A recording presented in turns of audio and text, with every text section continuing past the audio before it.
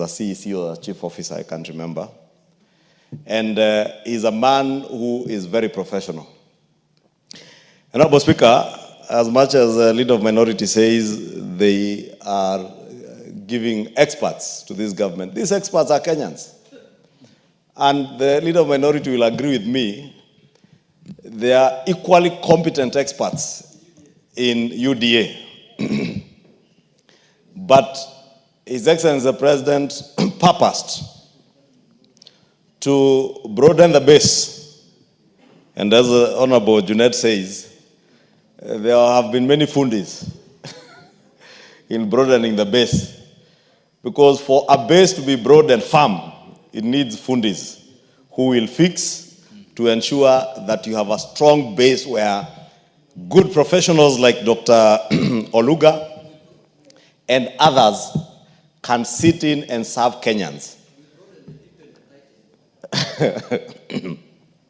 And therefore, Honorable Speaker, Honorable Junet, having been one of the fundis, knows that there are very good experts within ODM, even within the other political parties. I am sure this professional is not, may not want to be seen as a member of any political party. And in fact, it is one of the requirements that they declare whether they are officials of political parties. And there is absolutely nothing wrong with any Kenyan being a member of a political party, because people have political affiliation, including professionals. Yes. Even cabinet secretaries have cabinet affiliation. And therefore, there is absolutely nothing wrong with a nominee being a member of a political party. The only thing the law does not allow them to do is to hold office in political parties or to conduct their work in public office in a partisan manner. And therefore, irrespective of where you come from, irrespective of your political affiliation, serve the people of Kenya diligently and with commitment, knowing that you're coming into public service to serve the people of Kenya. Honorable Speaker, when the broad-based government came into being, it wasn't just about broadening the base to create positions for people. It's about service delivery to Kenyans. And wherever you find a good person to offer good service to the people of Kenya, get them. If you find them in Wiper, get them. If you find them in ODM, get them. If you find them in UDA where there's a repository of knowledge, equally get them. And equally, those within government who are incompetent have time also to be shown the door. And indeed, I am happy this House has led from the front in showing the door incompetency. Those who have been incompetent, this House has taken action. And therefore, even as we appoint, as we approve these nominees, we want to tell them, show your competence, express your professional good manners in office, work for the people of Kenya, do not work for a region, do not work for a party, work for all the people of Kenya with diligence, commitment, and knowing that in your service in government, you are serving the people who are ultimately the bosses. The appointing authority may be your boss, but ultimately the boss is the people of Kenya, and serve them with commitment. There are challenges, and I am very certain that Dr. Oluga knows the challenges that have been there in the health ministry. I am confident now with seeing.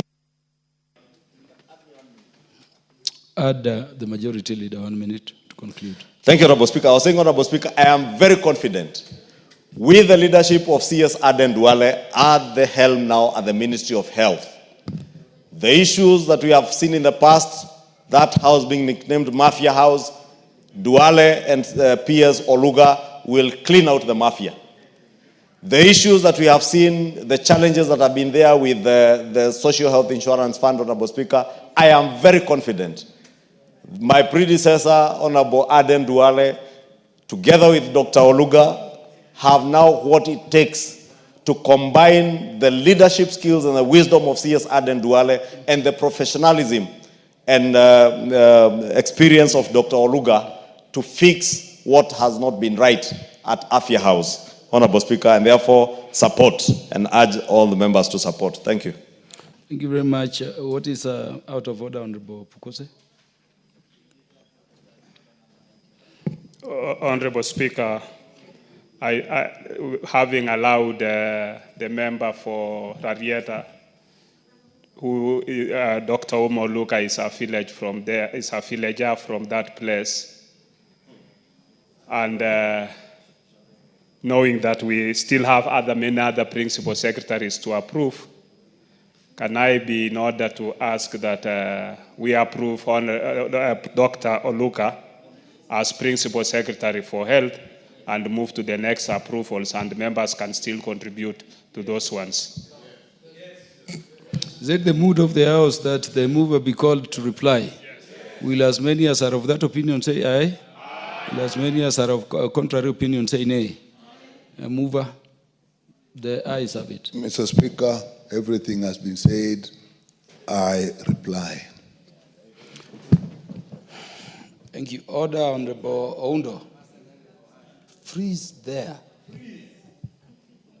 Honorable members, I put the question that taking into consideration the findings of the Departmental Committee on Health in its report on the vetting of nominee for appointment as Principal Secretary, State Department for Medical Services, laid on the table of the House on Wednesday, 9th April 2025, and pursuant to the provisions of Article 155, 3B of the Constitution, this House approves the appointment of Dr. Oluga Frederick Ouma, OGW, as Principal Secretary, State Department for Medical Services in the Ministry of Health. Will as many as are of that opinion say aye? Aye. Will as many as are of a contrary opinion say nay? The ayes have it. Next order. Order number 11, special motion. Consideration of a nominee for appointment as Principal Secretary, State Department for Public Service and Human Capital Development. Chairperson, Departmental Committee on Labor, to move. Thank you, Mr. Speaker.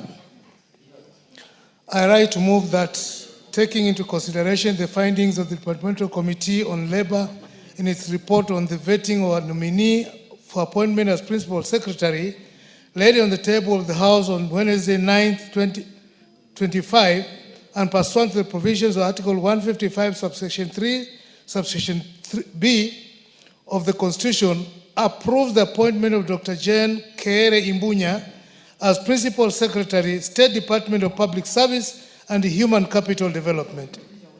Honorable Speaker, following the notification of presidential action nominating Dr. Jane Kere Imbunya for appointment as Principal Secretary, State Department of Public Service and Human Capital Development, and subsequent communication by the Honorable Speaker and referral of the Departmental Committee on Labor, the Clerk of the National Assembly on the 27th March 2025 facilitated placement of an advert in the print media notifying the public on the date, time, and place of the approval hearing of the nominee.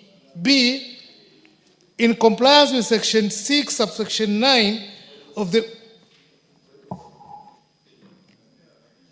In compliance with subsection 6, subsection 9 of the Public Appointments Act, the clerk invites the public to submit memoranda by the way of writing statements on oath on the suitability or otherwise of the nominee.